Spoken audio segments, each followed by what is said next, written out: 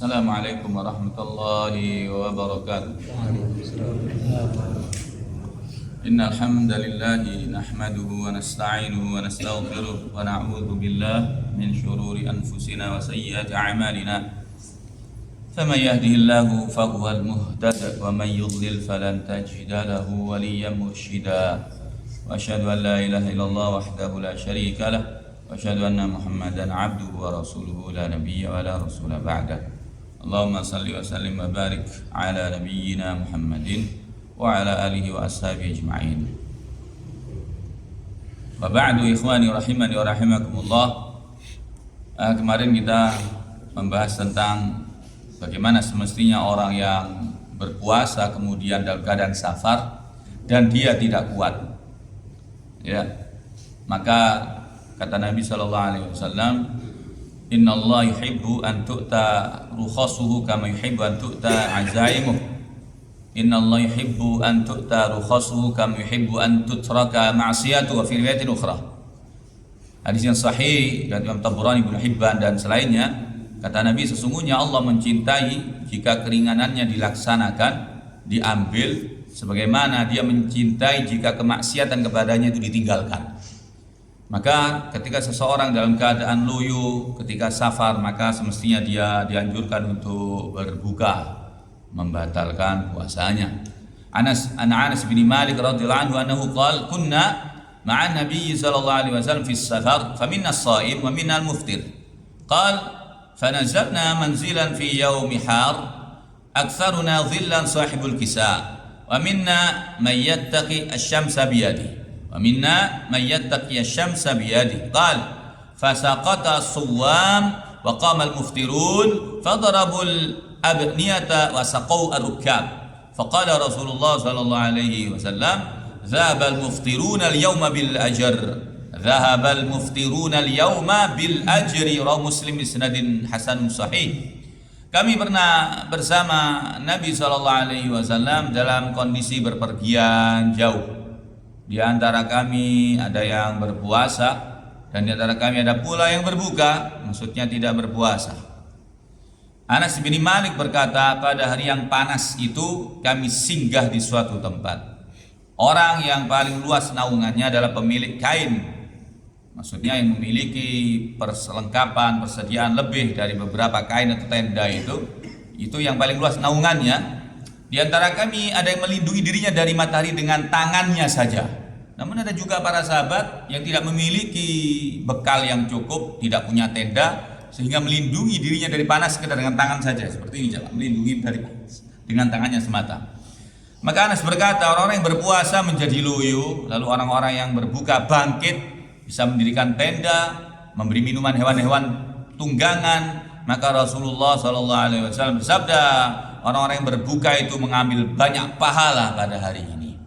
Yang dipuji oleh Nabi SAW justru orang yang tidak berpuasa, karena mereka bisa berbuat banyak untuk kemaslahatan para sahabat. Mereka bangkit, mendirikan tenda, memberi makanan tunggangan, karena mengikuti petunjuk Nabi, mengambil rukhsah. Sementara orang yang berpuasa loyo, diem aja.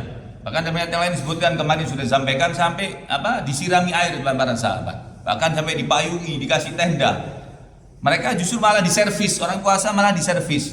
Yang menservis lebih banyak pahalanya, kata Nabi SAW. Ini kalau situasinya semacam itu. Jadi kalau orang sudah tidak sanggup, jangan dikuat-kuatkan, maksudnya begitu. Namun ada riwayat lain mengatakan, bahkan dalam peperangan ada pahala yang utama itu. Ketika seseorang berpuasa di medan jihad, dia dijauhkan dari api neraka, jauhnya dari neraka sepanjang 70 tahun perjalanan. Ada keutamaan tersendiri. Juga disebutkan dalam sebuah hadis berikutnya, An Abi Sa'id Al-Khudri radhiyallahu anhu annahu qala, "Ghazawna ma'a Rasulillah sallallahu alaihi wasallam li 16 madat min Ramadan. Faminna man shama wa minna man afṭar. Falam ya'ib as-sha'imu 'ala al-muftir wa al-muftiru 'ala as-sha'im." Rawahu Muslim bi sanadin sahih. Dari Abu Sa'id Al-Khudri radhiyallahu anhu, ia berkata, kami pernah berperang bersama Rasulullah sallallahu alaihi wasallam pada hari ke-16 dari bulan Ramadan. Di antara kami ada yang berpuasa dan di antara kami ada yang berbuka. ada yang tidak berpuasa, maka orang yang berpuasa tidak mencela orang yang berbuka, dan orang yang berbuka juga tidak mencela orang yang berpuasa. Fi riwayatin ukhra, yarawna anna man wajada quwwatan fasam fa inna dzalika hasanun, wa yarawna anna man wajada dha'fan fa aftara fa inna dzalika hasanun. Rawahu Muslim wa ghairihi bi sanadin sahih. Kata para sahabat, menurut mereka bahwa siapa yang kuat lalu dia berpuasa, maka itu baik bagi mereka. Dan siapa yang tidak kuat lalu dia berbuka, maka itu juga baik bagi mereka. Ini pembatasnya jamaah. Ini kesimpulan dari semua hadis yang kita sampaikan di bab tentang bagaimana Nabi SAW sempat beri teladan. Beliau di waktu asar, sudah mau berbuka, beliau minum. Namun ada beberapa sahabat yang tetap mempertahankan puasanya dan mereka loyo, sehingga harus dibantu sama sahabat-sahabat lain.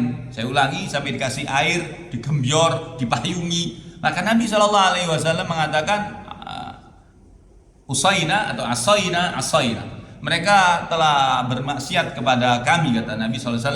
Mereka tidak nurut, tidak mengambil rukhsah dari Allah yang dicontohkan langsung oleh Nabi SAW. Namun bagi mereka yang kuat silakan. Ya, safar, dia kuat, tidak loyo, aktivitasnya seperti biasa, fahuwa khair. Maka kata Nabi SAW itu juga baik. Ya, yang nggak kuat berbuka saja itu juga baik.